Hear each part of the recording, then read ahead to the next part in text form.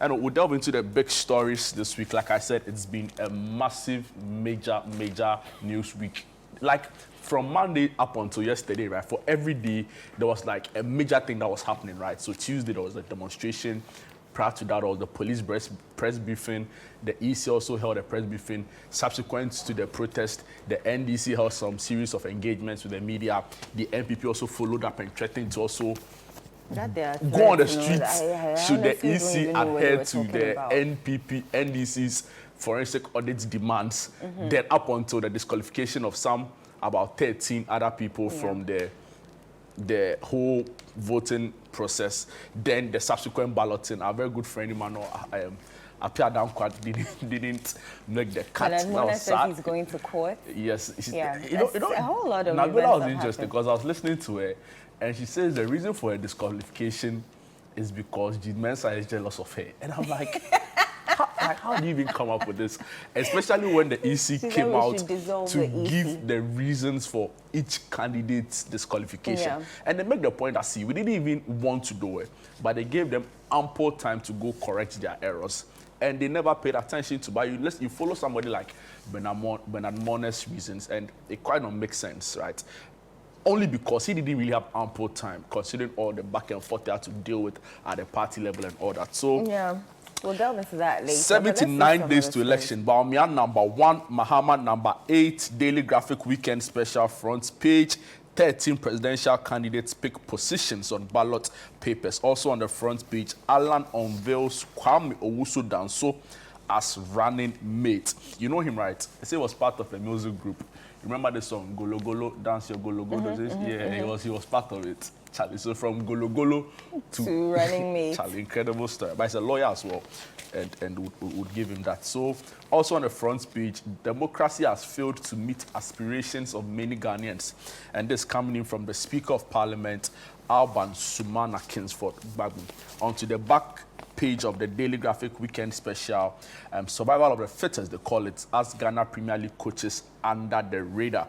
Comes with photographs of Young Apostles head coach Joseph Asare Bediako, Prosper Nati Ogum of Kumasi Asante Kotoko, Abubakar Watara of Heart to Folk, and FC Summer Texas, Nuruddin Amadou.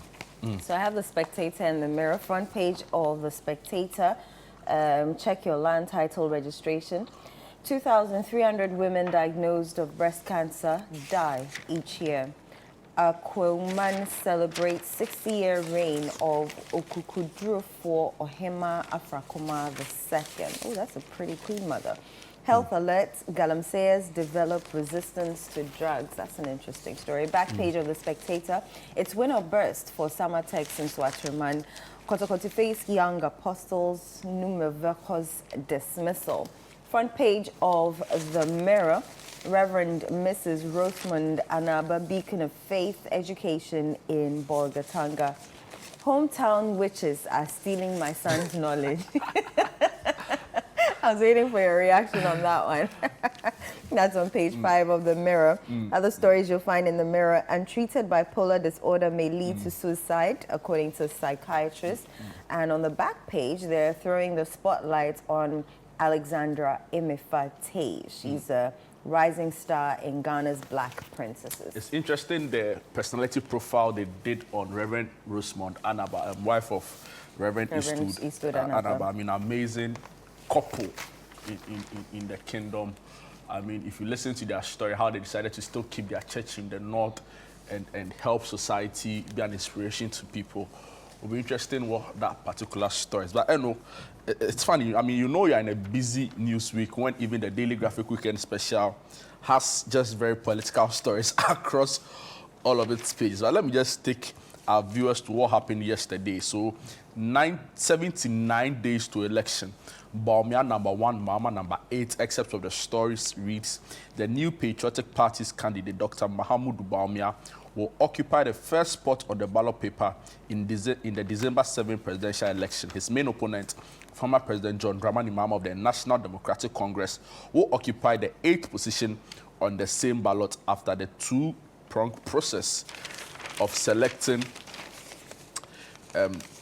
their positions on the ballot took place at the corporate head office of the Electoral Commission last night. The story goes on to say, after about 2 hours, Daniel Augustus Latte Jr., sponsored by the Great Consolidated Popular Party, GCPP, picked the second position on the ballot paper, with Ekuadonko of the Ghana Freedom Party picking the third position. Christian Kwabena Andrews of the Ghana Union Movement picked the fourth position. Kofi Akpalu of the Liberal Party of Ghana, LPG, picked the fifth position. And Mohammed Frimpong, National Democratic Party, that's the party of former First Lady Nana Akufo-Addo, will occupy the sixth position on the ballot, with Nana Akosua Frimpong, sponsored by the Convention People's Party, occupying the seventh position.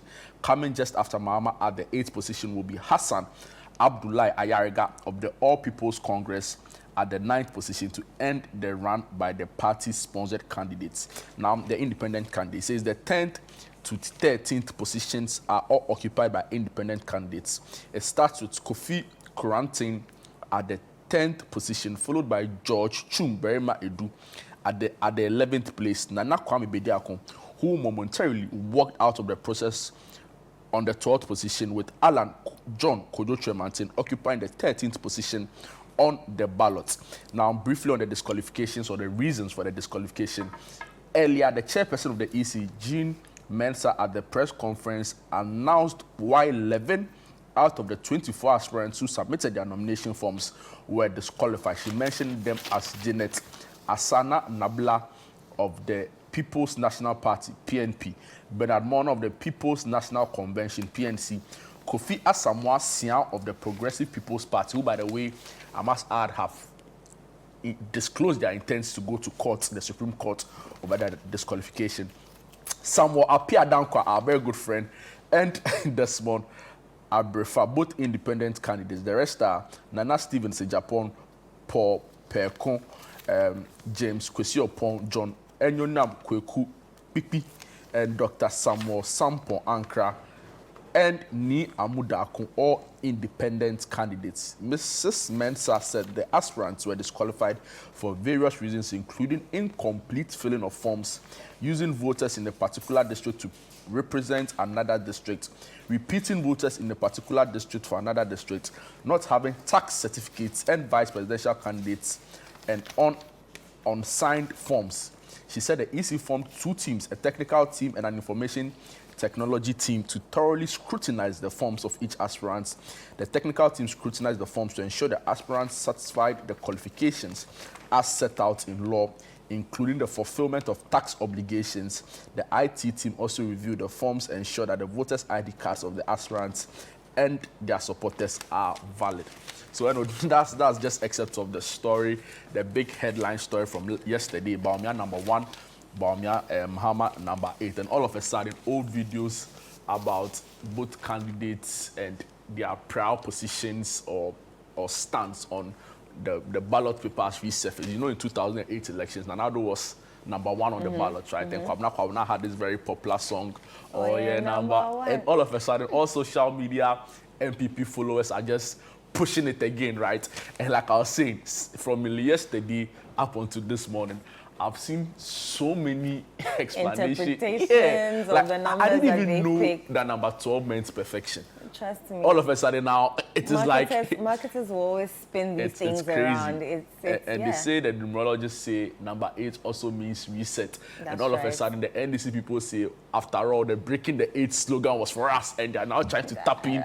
I don't know if you should use the breaking the 8, because that connotes something different. It's crazy, because in the 2020 election, he was number 2. Right, and the message out there was that number 2 means that he's coming to continue his second term. And another was also, I think, number 1, and that he means he's only having 1 term. And I'm like, oh, sort of. And now we understand that even number 7 to means perfection. Okay, that was really well known. I mean, you hear that a lot about 7 and 5. Actually, honestly, I actually thought the NDC would either pick number 5 or number 7. But yeah, after the initial ballot, you know, they did a balloting to ballot for the final position. And it was interesting because the NDC in the initial ballot was number 7. So it meant that at the time they picked, there was just only 2 slots left, and that was number 5 and number 8. And it ended up that the Fifi Kwete picked number 5. But I mean, the major talking point from all that happened yesterday has been the rather chaotic manner in which chaotic, the and I'm trying to balloting choose my happened words carefully, right? And the level of mistrust. I tell you. Like, so I was watching the process, Dr. Mane Buama, and he was so sure there was some underhand dealing, and the ball, balls that it was incredible. So yeah, that's the big news story. Baumia number 1, Mahama number 8, Cheddar number 12, Ala number 13, Epiadonko number 3. Of course, Baumia number 1. Yeah. We'll try and put out the full list later, but No, yeah, it's already out on our social media platforms. Exactly. So if you So want to check, just go you to find all of it there. Yeah, City or Channel One, and you'll definitely find the list there. But some other stories, The Spectator, and you know we're fighting Galamsey. And our shirt says it all. I stand Exactly. against Galamsey. And there's Fully. a story here that Galamseyers are now developing resistance to drugs, which is actually rather scary. You know, when you abuse something for a long time, Yeah. you tend to, it doesn't work for you anymore. So the story, and I'm coming into the middle of the story where it says a serious national health danger is imminent and alarming. We are at a point where many patients are developing resistance to the known medications administered to patients with Galamsey side effects. Besides the rising cost of treatment for such diseases and affordability, he questioned how one could manage the failure of a doctor's prescription to treat an ailment because of someone's negligence in mining. That's scary. So if anything at all, at least we're in the right direction. The scarier part is that now, Galamsey. I mean, if somebody is involved in Galamsey, you best believe they know about all the risks involved, fully aware, I think the only including fear is falling into a pit. possible death, right? Which I've seen quite a number of videos circulating on social media about how people are just recklessly losing their lives to this. But even more scarier for me is the fact that we are being told by the Ghana Medical Association, the Pediatric Society of Ghana, the Registered Health Nurses Association, and all other health bodies that they are recording births, right? Babies with deformities in certain areas. People are coming with 1 kidney, people are coming with 2 limbs, people are coming with all sorts of respiratory disorders, right? And that is the bigger worry for me. So it's sad how after all of this professional advice, right, from these qualified and highly respected professional bodies, we are still seeing that indifference really on the part of government and the president, and for me it's shocking and very unfortunate. And that's why we here at Channel One and City Charlie, are fully, standing against Galamsey. in case you can't read it. Hashtag in case stop you can't Galamsey. fully, like there's no compromise, there's no room for like we are right behind the just thing. say stop the thing. Yeah, Let's Charlie, figure out a way forward, clean our every water point. bodies and all of that. Well, let's do some light stories now. So there's a queen mother, and her name is Okukudrufo Ohemia Afrakuma II. Akweman celebrates her 60-year reign, and there are pictures of the queen here in The Spectator, and the president of the Republic of Ghana was there. President Kufuor was there. It's always a pleasure to see Kufuor out and about. He was there and he was interacting with Nana Kunedu Ajimai-Rawlings. There are several Akweman Hene Ordineho Kwafu Akuto III was also there. And you know how the Queen Mother arrived? Not in a palanquin. How did she arrive? She arrived. She arrived in a carriage, sort of. Oh, wow. Yeah. Did they have like horses in front of it? Well, or? so they only took a picture of her in the carriage, but as to okay. whether it was being drawn by horses or I do not know, but it was a white and gold carriage, and yeah, she looks very beautiful. I think her reign has been. Now, let me read a bit of the story. So it says, an illustrious 60-year reign of Okukudrufo Ohema Afrakuma II as the Queen Mother of Akweman was over the weekend marked with a grand durbar held at the forecourt of Bojari Palace, Akwemufie, in the eastern region. The durbar was also to climax the celebration of the Akweside Kese, or the people in the Akwemu traditional area. In a colorful event, the durbar, which featured the display of rich culture, attracted people from far and near. Among them, President, as I mentioned, former President John Ajakum Kufuor, former First Lady Nana Kunedu Ajimai-Rawlings and her children, MP for Esujaman constituency Thomas Ampemnyako, and a rep from the Ministry of Chieftaincy and Religious Affairs. and several other dignitaries were there. So she addressed the Deborah and she said that traditional rulers and other dignitaries in the country, she's thanking them for giving her support during her 60-year reign. She also advised the youth to accord the elderly the needed respect in order to obtain the blessings from God and remain humble. Page 10 of the Daily Graphic Weekend Special, 500,000 unlicensed herbalists and matters arising. 500,000, 500,000 The fact that we actually sat back to let it get to 500,000 is worrying. It's shocking. And it's worrying. I won't even lie about it. Even more shocking is the reasons why a lot of these people engage in it. And anyway, except says a Daily Graphic publication had it that over 521,000 traditional and alternative medical practitioners operating in the country are unregistered and unlicensed. The paper quoted the Traditional Medicine Practice Council, TMPC, as saying that the figure includes about 321,000 unregistered or unlicensed traditional medicine practitioners and over 200,000 complementary alternative medical practitioners. It will interest everyone to know that a said nominated registrar took office in less than 1 month. So the question is, how did he get this large data for this publication within 3 weeks in 261 districts as available on their website if their claim is research? It goes on to talk about alternative medicine. It says the said publication also included alternative medicine practices such as naturopathy, homeopathy, chiropathy, and the rest. There's no legislative framework or law regulating alternative practices in Ghana. It goes to say alternative practices are different from traditional medicines. The scope of Act 575 has no locus standi on alternative medicines. The Attorney General's position on this matter was made clear in a letter dated November 19, 2010. And the story goes on and on and on. Actually, an opinion piece by Professor Raphael Nyakote Obu. And I mean, it's serious, right? So FDA, Ghana Standards Authority, I think there's a lot more work to do to safeguard public safety, public health, and the larger public, the larger public good.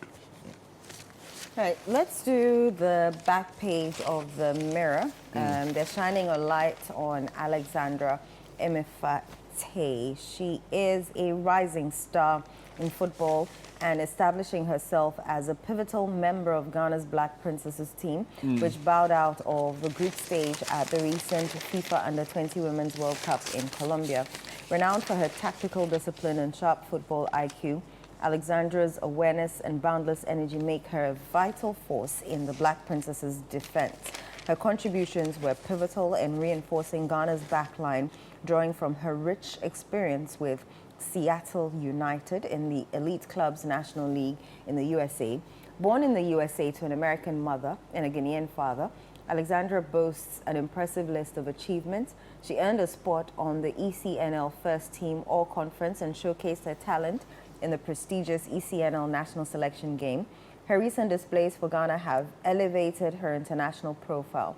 At just 17, Alexandra has already committed to Stanford University, where she plans to combine academic excellence with her flourishing football career.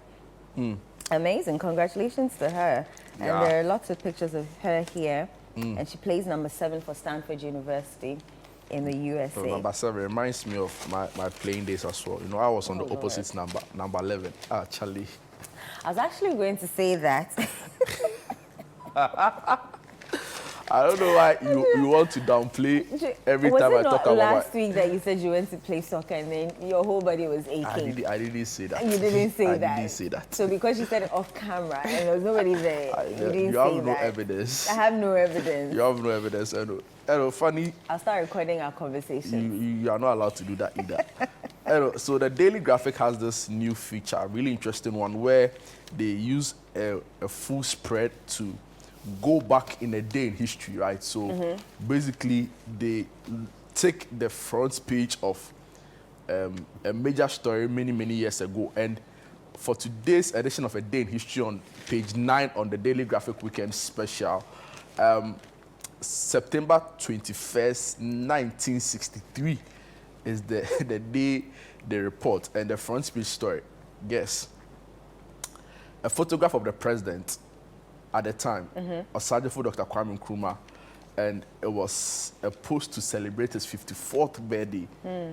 Incredible stuff. And the photograph was a picture of the then president with his kids. I believe Samia and Seku. Samia and Seku. I'm not sure, but probably. It looks like the lady, the little girl looks like Samia. The guy, I'm not too sure of. So yeah, president is 54. An interesting one. I don't see them do this nowadays. You mean like celebrate the president's birthday on the front page? So for example, Nanado's 80th birthday, I didn't see any front page. Of course, some papers did, but not a daily graphic. Also because what are you trying to say? No, I was not even in like... I'm the one who's being mischievous here. No, I'm not even trying to be mischievous or anything. I didn't see it. That's all I'm saying. And it was interesting how they did this in 1963. That's a nice picture of exactly. former president. So that's what I'm saying. And his kids. 80 years, did we see like a family portrait of the president? No, exactly. No. But we probably did on other MPP leaning newspapers, and there are quite a number of them. It's not even like that's public knowledge, right? So yeah, an interesting one. And also on the front page, it says, I did not eat for 5 days. And that's coming in from a former MP for Galamseyers West, Robert Benjamin Otri. What's his reason for not eating? Who told a special court. I mean, the story is a little faint, so it's difficult to read what exactly it was. But maybe the historians can remind us what happened at the time. At the time. Yeah, so president is 54, a day in history. And for that reason, I believe Monday is a holiday where we get to celebrate founders or founders. Interesting. Do you have any more stories, or can we go on break? It's fine. I mean, I wanted to just bring excerpts of the story by the Speaker of Parliament because of what he was saying. Just brief excerpts, very brief, then we move on. He has been saying that Ghanaians are not happy with the democracy we've been practicing. And Afrobarometer polls points to that. So it's a bit like, so just very brief excerpt. The Speaker of Parliament, Alban Sumana Kingsford Bagben, has decried the state of the country's democracy for failing to meet the aspirations of many Ghanaians. Delivering the 2024 University of Ghana alumni lecture last Thursday evening, Mr. Bagben said, even though the country had enjoyed more than 30 years of political stability, democracy had not delivered the necessary dividends to drastically improve the lives of people. The question on the minds of many citizens is, has democracy really delivered? That is a very legitimate question, he said. The Speaker partly attributed the problem to the 1992 Constitution, the basis on which the country's democracy, he said, was enacted to achieve political stability. And it goes on to talk about the challenges, the milestones we've reached. An interesting public lecture by the University of Ghana, right? And congratulations to the Vice Chancellor, Professor Nana Abba Pia Amfo, for putting together this very important lecture. And they are saying if you want to get a full lecture, it's up on the university's YouTube channel, so you get the full speech there. But yeah, I mean, if we want to talk about this, we'll probably not finish today. Yeah, and we have to go. And we have to go. But the truth is that there's a lot we should be doing better, right?